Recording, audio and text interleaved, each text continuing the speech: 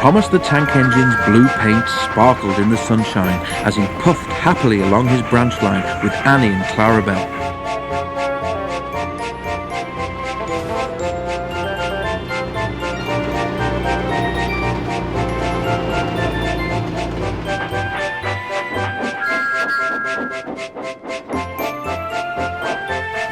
Blue is the only proper colour for an engine, he boasted to the other engines. Oh, I don't know. I like my brown paint, said Toby. I've always been green. I wouldn't want to be any other colour either, added Percy. Blue is the only colour for a really useful engine. Everybody knows that, spluttered Thomas. Percy said no more. He just grinned at Toby and winked.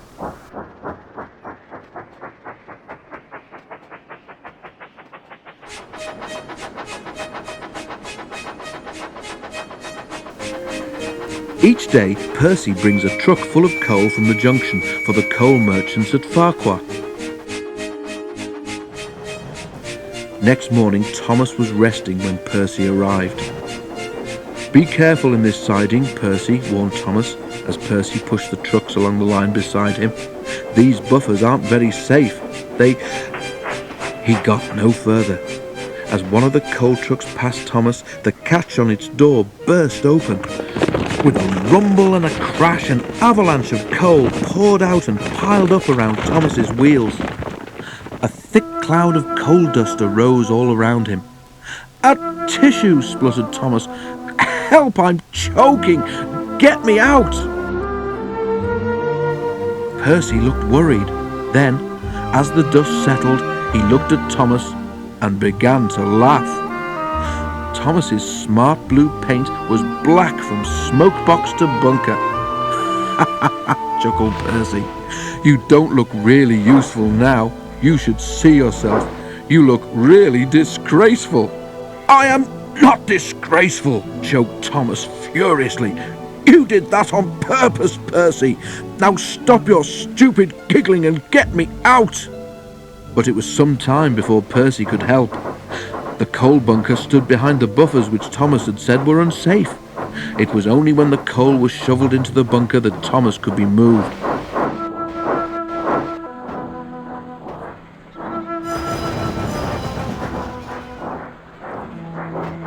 Poor Thomas was filthy. "You're not fit to be seen," grumbled the cleaners. It took so long to clean Thomas that he wasn't ready in time for his next train, and Toby had to take Annie and Clarabelle with Henrietta.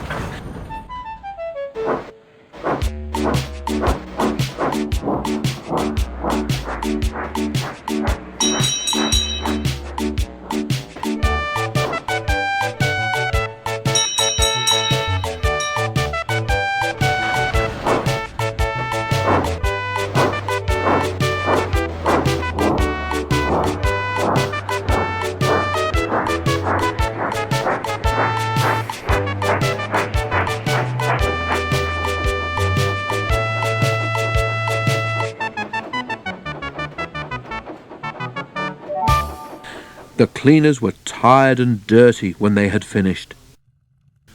Thomas was grumpy in the shed that night. Toby thought it was a great joke, but Percy was annoyed with Thomas for thinking that he'd made his paint black on purpose. "Who'd have thought it?" Percy remarked.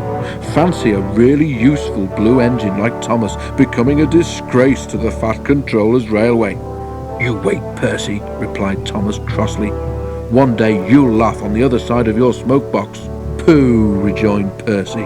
"I wouldn't have missed all that fun for anything." The feud worsened as time went on. Thomas thought Percy had coal dusted him deliberately, and Percy was cross with Thomas for thinking so. 2 days later, Thomas was at the platform when Percy brought his trucks from the junction. Percy arranged them and ran into a siding for a drink before Thomas's train left.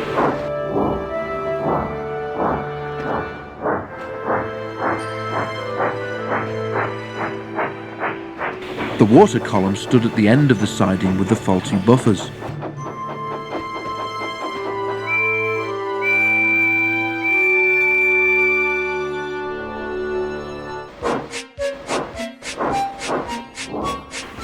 As Percy tried to stop, he heard a cracking sound, and to his horror found that he couldn't. The buffers didn't stop him either.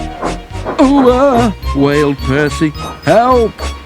The buffers broke, and Percy ran into the coal bunker with a thud. Coal flew everywhere, and when the dust had settled, Percy had disappeared beneath a thick black cloak. Thomas watched from the platform. As the crash died away, the signal alarm dropped.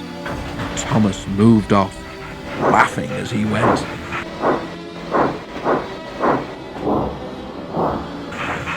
Percy was furious, and he spent the rest of the day wondering how to pay Thomas out.